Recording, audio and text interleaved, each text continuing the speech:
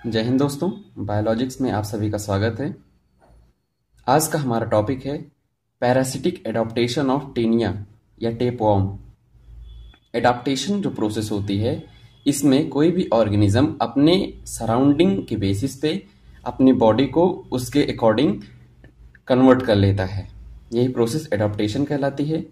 तो अब taenia solium जो है वो किस तरीके से एडाप्टेशन शो करता है, हम उसी के बारे में चर्चा करने जा रहे हैं। पहला पॉइंट है, the external body of Taenia solium is covered by thick integument which are permeable to water and nutrients but protect against digestion by acidic or alkaline digestive juices of the host। जो taenia solium होता है उसकी outer body surface जो होती है thick integument की बनी होती है, जो कि वाटर और न्यूट्रिएंट्स के लिए परमिएबिलिटी को शो करती है। इसका मतलब है कि वाटर और न्यूट्रिएंट्स जो हैं उनका टीनिया की बॉडी में अंदर जाना या बाहर जाना वो मेंटेन किया जाता है, और उसी के साथ साथ में ये प्रोटेक्शन का भी काम करती है। जैसे होस्ट की बॉडी के अंदर जहाँ पे टीनिया पाया जा रहा है वहाँ पे एसिडिक पीएच है या अल्कलाइन पीएच है, मतलब अगर स्टमक में है तो वहाँ पे डाइजेस्टिव जूसेस पाए जाते हैं और वहाँ का पीएच भी एसिडिक होता है। तो इन सभी हार्श कंडीशन से टीनिया की प्रोटेक्शन करता है कौन? थिक इंटेग्यूमेंट जो है। दूसरा पॉइंट है, the internal osmotic pressure is higher than that of surrounding host fluid.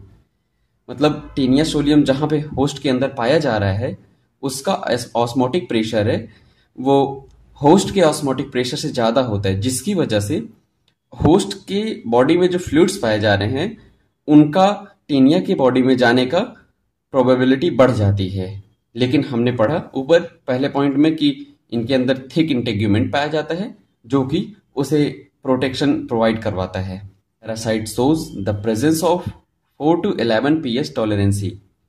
हमने फर्स्ट पॉइंट में पढ़ा कि होस्ट के अल्कलाइन या एसिडिक पीएच से प्रोटेक्शन प्रोवाइड करता है थिक इंटेग्यूमेंट। तो उसी के बेसिस पे यहाँ पे बात की जा रही है कि जो कोई भी ऑर्गेनिज्म का अगर बॉडी के अंदर का पीएच 4 to 11 पीएच है तो उससे प्रोटेक्शन प्रोवाइड आसानी से कर सकते हैं टीनिया, और साथ ही साथ में अपनी ग्रोथ एंड डेवलपमेंट को मेंटेन कर सकता है।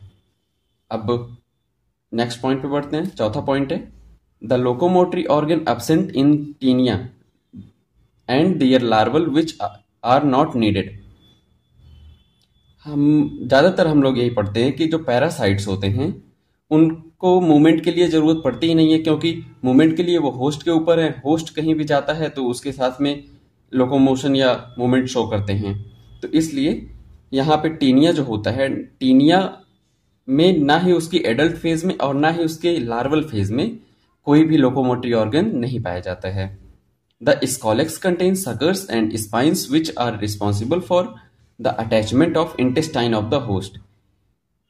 टीनिया जो होता है उसमें कॉलेक्स रीजन जो होता है वहां पे सकर्स और स्पाइन्स पाए जाते हैं, जो कि ये होस्ट की जो इंटेस्टाइन है वहां से एडेशन का काम करवाते हैं, मतलब वहां से जाकर के सिर्फ चिपकने का काम करवाते हैं। नेक्स्ट पॉइंट है, the alimentary canal are totally absent because the parasite absorbs available digested food in the intestine of the host. हम जानते हैं कि टीनिया सोलियम जो है ह्यूमन के इंटेस्टाइन में पाया जाता है और पिग के भी इंटेस्टाइन में पाया जाता है, और इंटेस्टाइन में जब फूड डाइजेस्ट हो जाता है तो वही फूड जाता है। उस फूड में जो भी न्यूट्रिएंट्स बचे होते हैं उन्हीं को ये होस्ट से डायरेक्ट अपने बॉडी में इनटेक कर लेता है। 8th पॉइंट है, blood vascular system, respiratory systems, sensory systems totally absent होते हैं। नर्वस सिस्टम जो होता है poorly developed but not needed. Nervous system जो है वो बहुत ही कम अमाउंट में पाया जाता है, लेकिन वो उसकी भी कोई ज़रूरत नहीं होती है इनको। Reproductive system is well developed, gravid proglottid contain 40,000 eggs. लेकिन रिप्रोडक्टिव सिस्टम जो होता है मोस्ट ऑफ द पैरासाइट्स में रिप्रोडक्टिव सिस्टम जो है वो फुल्ली डेवलप्ड होता है। जैसे टीनिया सोलियम के बारे में बात करें तो टीनिया सोलियम का जो पार्ट होता है ग्रेविड प्रोग्लैटिड, वहां पे 40,000 ऑफ एग्स सिर्फ एक ग्रेविड प्रोगैलेटिड में पाए जाते हैं, क्योंकि हमने पढ़ा था कि इनकी ओवरी जो होती है वो ब्रांच्ड होती है, ब्रांच्ड यूटेरस होता है जो कि ग्रेविड प्रोगैलेटिड के अंदर पाया जाता है, तो इसकी वजह से वहां पे बहुत ही ज्यादा अमाउंट में एग्स पाए जाते हैं। दिस शोज एनारोबिक रेस्पिरेशन, मतलब ये है कि अब ये चूंकि इटेनिया सोलियम एंडोपैरासाइट है, तो वहां पे इंटेस्टाइन में इजिली ऑक्सीजन तो पहुंच नहीं सकती है, तो इस तरीके से इन्होंने वहां के एनवायरनमेंट के बेसिस पे अपने आप को एनारोबिक रेस्पिरेशन के लिए अडॉप्ट कर लिया है। कैप्सुलेटेड जाइगोट पाए जाते हैं। कैप्सुलेटेड जाइगोट, कैप्सूल जो होती है एक हार्ड आउटर कवरिंग होती है जो कि किसी भी अनफेवरेबल कंडीशन से जाइगोट की प्रोटेक्शन प्रोवाइड करवाती है। लास्ट पॉइंट है cause diseases is called as taeniasis, मतलब टीनिया का जब इन्फेक्शन होता है तो जो डिजीज कॉज करते हैं उस डिजीज का नाम टीनियासिस होता है।